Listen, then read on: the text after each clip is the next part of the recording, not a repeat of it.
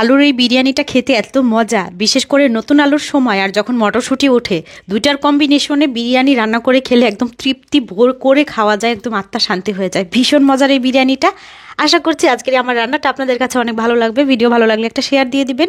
রান্নার জন্য প্রথমে চুলায় একটা প্যান গরম করে নিয়েছি, তার মধ্যে হাফ কাপের চাইতেও কম হবে, 1/3 কাপের মতো তেল দিয়ে 1 কাপের মতো পেঁয়াজ কুচি দিয়েছি ভেজে নেব। সাথে গরম মশলা দিচ্ছি, দারচিনি, তেজপাতা, লবঙ্গ, এলাচ, সাধারণ যে গরম মশলাগুলো ওইগুলো দিয়ে দিলাম। এখন পেঁয়াজ কুচি বাদামি করে ভেজে নিতে নিতে আগের ভিডিওতে যারা কমেন্ট করেছেন নামগুলো পড়ে ফেলছি। মারিয়াস কুকিং শুকিং খুলনা থেকে, বর্ষা হক ধানমন্ডি থেকে, নাহিদ হানিফ কমেন্ট করেছেন অস্ট্রেলিয়া থেকে, জেরিন ইসলাম চাঁদপুর থেকে।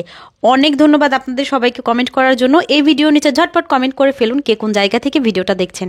আগামী ভিডিওতে ইনশাল্লাহ আপনাদের নামগুলোও পড়ে ফেলবো। এরই মধ্যে কিন্তু আমার পেঁয়াজগুলো বাদামি করে ভাজা হয়ে গেছে।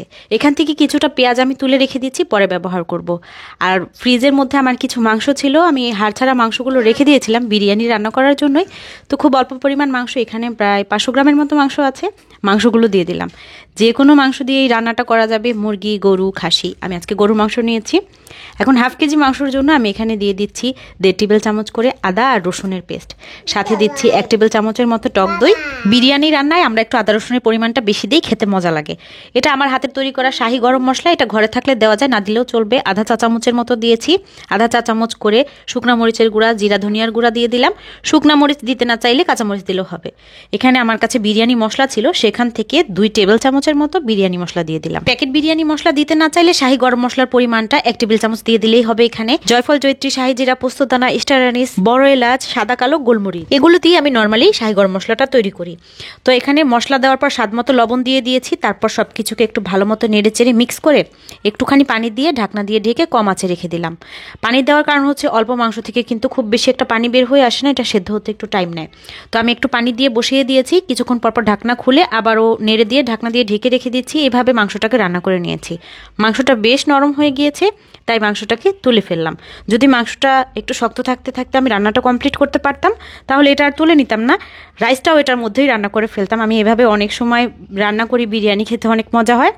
তো মাংসটা যেহেতু নরম হয়ে গিয়েছে, মাংসগুলো তুলে নিলাম। আর এই মাংসের তেল মশলার মধ্যেই এখন দিয়ে দিলাম সেদ্ধ করা খোসা ছাড়ানো ছোট ছোট আলু। আলুটাকে তেল মশলার সাথে একটু কষিয়ে নিলাম। আমরা তেল কম খাই, সেজন্য এর মধ্যে বাড়তি তেল আর দিচ্ছি না। যারা বেশি তেল খেতে পছন্দ করে, তেলতেলা বিরিয়ানিটা তো বেশি মজা। যেহেতু রেগুলার রান্নাটাই আমি দেখাচ্ছি, এর মধ্যে আর বাড়তি তেল দিলাম না, আমরা যেভাবে খাই ঠিক সেটাই দেখাচ্ছি।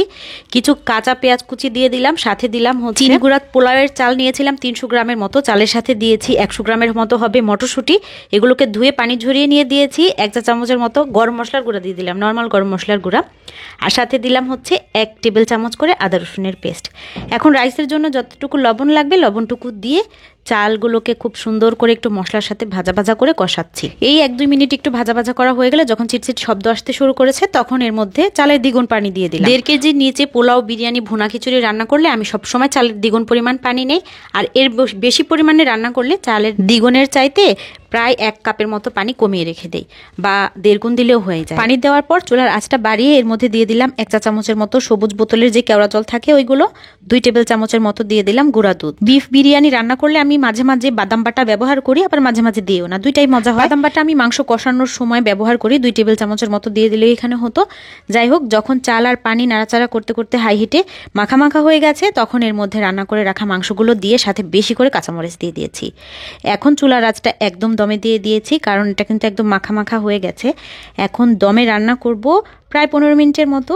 15 মিনিটের মধ্যে যে এত সুন্দর ঘ্রাণ ছুটেছে, ঘরের সবাই তো খাওয়ার জন্য অস্থির হয়ে গেছে, আমি নিজেও সামলাতে পারছি না। এটা এত লোভনীয় হয়েছে, আর খেতে যে কি মজা। যদিও রাইসগুলো প্রায় সব দিক থেকেই ফুটে গেছে, তারপরেও কিছু কিছু রাইস যদি বাকিও থেকে যায়, সেজন্য একটু রাইসগুলো নেড়েচেড়ে উল্টে পাল্টে দিয়ে ঢাকনা দিয়ে ঢেকে আবারও দমে রেখে দিয়েছি 10 মিনিটের মতো। আর 10 মিনিট পর তো দেখেন কতটা লোভনীয় হয়েছে। ভীষণ কম তেল মশলায় কিন্তু বিরিয়ানি রান্না করেছি, তারপরও খেতে অনেক মজা হয়েছে। সবাই অনেক বেশি পছন্দ করেছে, আমার কাছে অনেক মজা লেগেছে। মানে এক বসায় আধা পাতিল খালি করার মতো একটা বিরিয়ানি, এটা ভীষণ মজা খেতে। এই সিজনে আমার মনে হয় এটা মিস করা উচিতই না, একবার হলেও খাওয়া উচিত। এখন মন চাচ্ছে আবারও এই বিরিয়ানিটা রান্না করে এখনই খাই, এত লোভনীয় ছিল এই বিরিয়ানিটা, এত টেস্টি। আমি আবার এই বেরেস্তাগুলো দিতে ভুলে গিয়েছিলাম, কারণ সবাই খেতে এত তাড়াহুড়া করছিল। তো আজকে চলে যাচ্ছি। আসসালামু আলাইকুম।